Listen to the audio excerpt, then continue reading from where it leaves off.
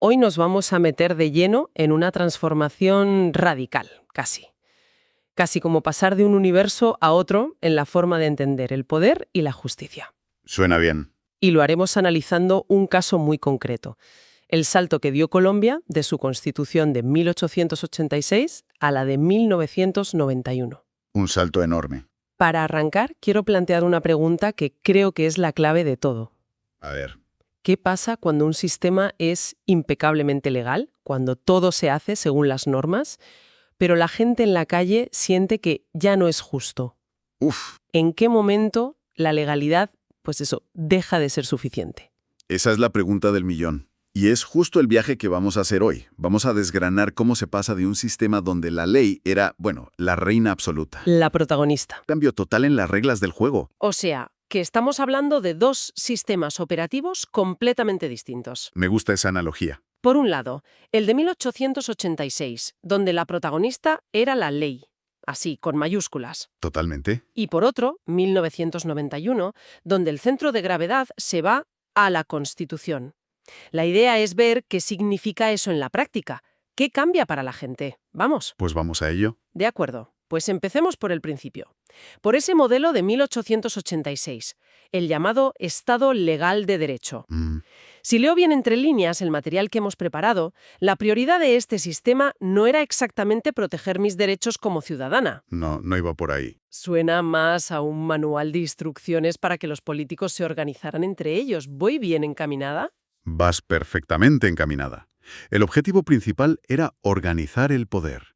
Crear un Estado central, fuerte, ordenado. Y todo, eso sí, tenía que funcionar bajo el imperio de la ley. Vale. Este modelo se basaba en unas ideas muy claras. La primera, y más importante, la ley es la fuente suprema de todo. La ley por encima de todo. Se partía de la base de que la ley, al ser aprobada por los representantes del pueblo, pues era la expresión de la voluntad general, y por tanto era casi infalible. Un momento, ¿y la Constitución no estaba en teoría por encima de la ley? En teoría sí, pero solo en teoría.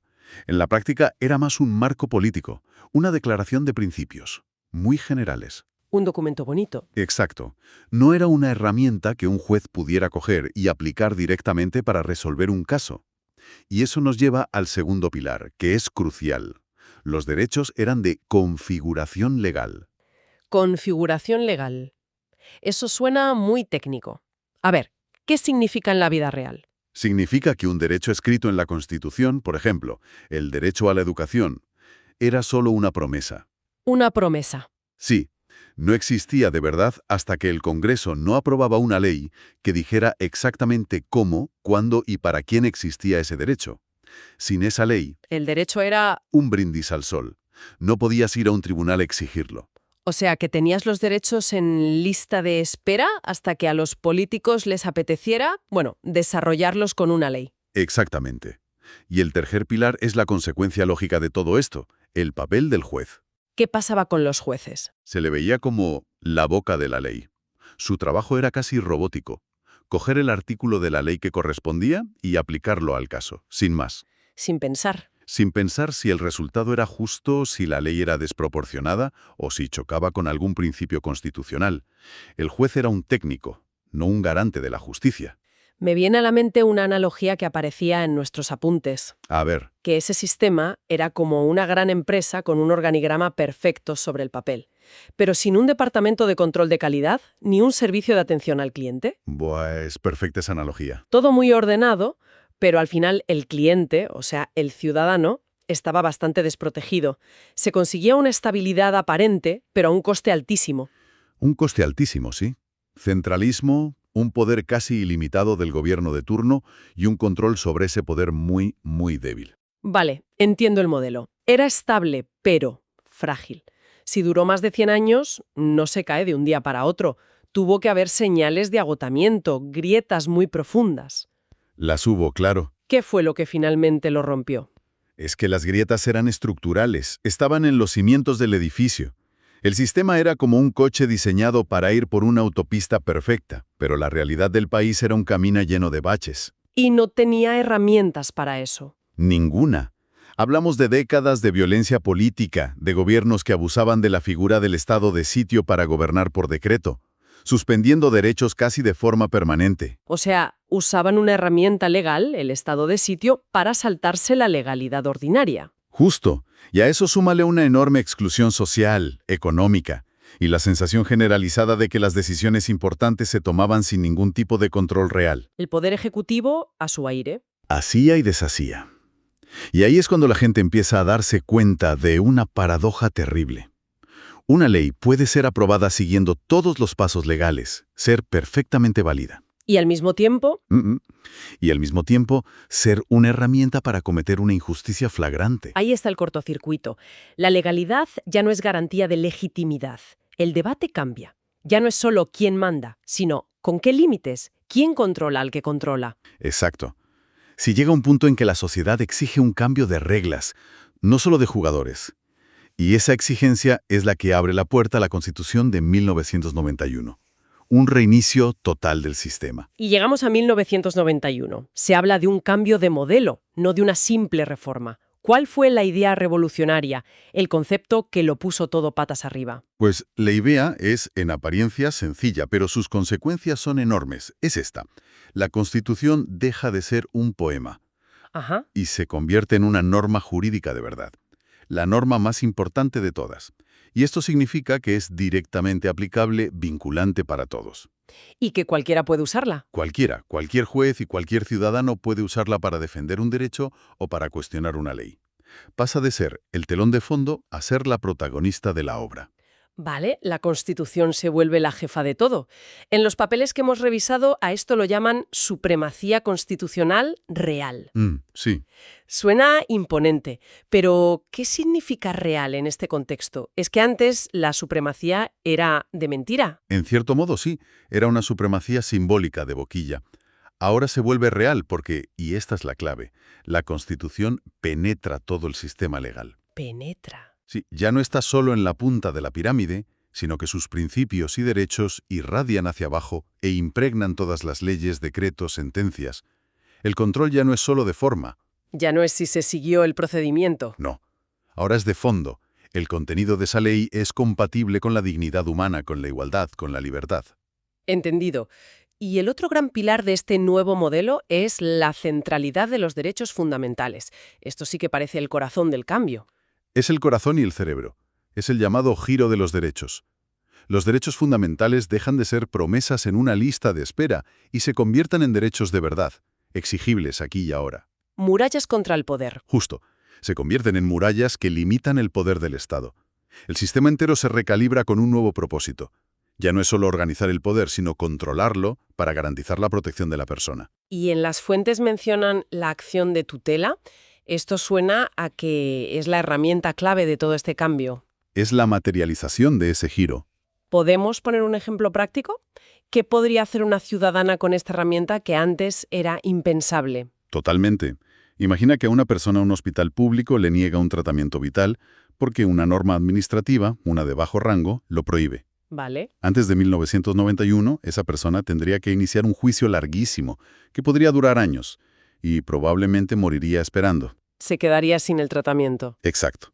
Con la tutela, esa persona, o cualquiera en su nombre, puede ir ante cualquier juez, el del pueblo, el de la ciudad, cualquiera, y en un plazo de 10 días, ese juez tiene que decidir. 10 días. 10 días. Y si considera que se está violando el derecho fundamental a la vida, puede ordenar directamente al hospital que le dé el tratamiento, poniendo la Constitución por encima de esa norma. Es la Constitución en el bolsillo de la gente. Ese es el poder. Es un cambio brutal y esto inevitablemente transforma por completo la figura del juez. Si antes era un autómata, ¿Un aplicador de códigos? ahora se convierte en una pieza central del tablero. Es que pasa de ser un subordinado del legislador a ser el garante de la supremacía constitucional. Y aquí entra otro factor. La nueva Constitución no es un manual de instrucciones detallado. No. Es un texto abierto y principialista. Está lleno de conceptos amplios. Dignidad humana, interés superior del niño, solidaridad. Palabras muy grandes. Y esto obliga al juez a abandonar la mecánica y a empezar a razonar. Tiene que usar herramientas nuevas como la ponderación, para decidir qué principio pesa más cuando dos chocan en un caso. Espera, aquí me surge una duda importante. Si le damos tanto poder a un juez para interpretar principios tan abstractos, Ajá. ¿no corremos el riesgo de pasar de la tiranía del legislador a la tiranía de los jueces? Es la crítica clásica, sí. ¿Cómo evita el sistema que esto se convierta en un gobierno de personas y no de leyes? Es una preocupación legítima. Sin embargo, el análisis que tenemos deja claro que esto no es un accidente, sino un diseño constitucional consciente. Fue a propósito. Fue a propósito.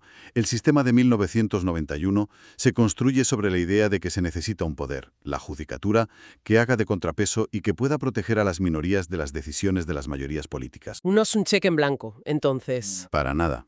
Los jueces deben argumentar sus decisiones de forma muy rigurosa, basándose en la propia Constitución, y sus fallos pueden ser revisados. Pero sí, sin duda, se les entrega una responsabilidad enorme. Y si cambia el rol del juez, imagino que también cambia el control sobre el poder. Se habla de un giro del control. Supongo que se volvió más estricto. Mucho más. El control de 1886 era, como decíamos, formal y estaba en manos de muy pocos. Elitista. Después de 1991, se democratiza y se profundiza. Cualquier ciudadano puede demandar la inconstitucionalidad de una ley, y el examen que se hace es material. De fondo. De fondo. Ya no solo se pregunta cómo se hizo la ley, sino para qué se hizo, si sus fines son legítimos, si los medios son adecuados. Se convierte, como se dice en el análisis, en una herramienta de corrección sistémica. Vale. A ver si lo he entendido bien. Si hacemos una foto comparativa, el cambio es casi total. Total. Antes, el juego era el Congreso hace una ley y el juez la aplica sí o sí. Sin rechistar. Ahora, el juego es el Congreso hace una ley, pero cualquier juez, y de hecho cualquier ciudadano, puede mirar esa ley a través de las gafas de la Constitución. Me gusta esa imagen. Y si no encaja, si choca con un derecho fundamental, se puede anular. Es así de radical el cambio. Es exactamente así de radical. La ley sigue siendo importantísima, no se elimina. Pero pierde la última palabra. ¿Y esa última palabra? La tiene siempre la Constitución. El legislador ya no es soberano. Es poderoso, pero está subordinado a un marco de valores y derechos superior que no puede traspasar. Y las consecuencias en el día a día jurídico son enormes. Ahora es posible que una ley aprobada por una mayoría aplastante en el Parlamento sea derrotada en los tribunales. Por supuesto. Y con herramientas como la tutela, la protección de los derechos se convierte en algo cotidiano y accesible. Y cambia la forma de trabajar de todo el mundo en el sector legal. El debate ya no es solo sobre qué dice el artículo 5 del Código tal. El debate se eleva. Se vuelve más complejo. Ahora se discute con principios, con test de proporcionalidad, con precedentes. La argumentación constitucional se convierte en el lenguaje común de todo el poder público. ¡Wow! La analogía del software obsoleto que leímos es brutalmente clara. Es que es muy buena. Es como decir que un abogado que hoy siga pensando solo con la lógica de 1886 es como un cirujano que intenta operar con las herramientas del siglo XIX. El desastre estaría garantizado. En resumen, hemos visto un sistema que pasa de estar obsesionado con la autoridad de la ley y la organización del poder a otro que pone en el centro la fuerza normativa de la Constitución. Y la defensa de los derechos. La defensa de los derechos de las personas y la necesidad de un control real y efectivo sobre los que mandan. Exacto. Y la idea final que se desprende de todo esto es que entender este giro no es un dato histórico para coleccionistas. No, es práctico. Es el punto de partida para entender cualquier derecho, cualquier ley, cualquier debate público hoy en día. Es la diferencia entre limitarse a aplicar normas y lo que podríamos llamar hacer justicia constitucional.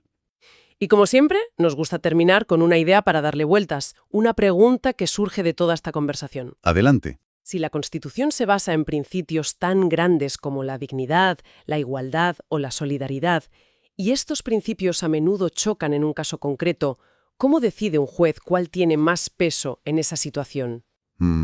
Y más importante aún, ¿qué nos dice eso sobre la inmensa responsabilidad y el poder que este nuevo modelo deposita en la judicatura?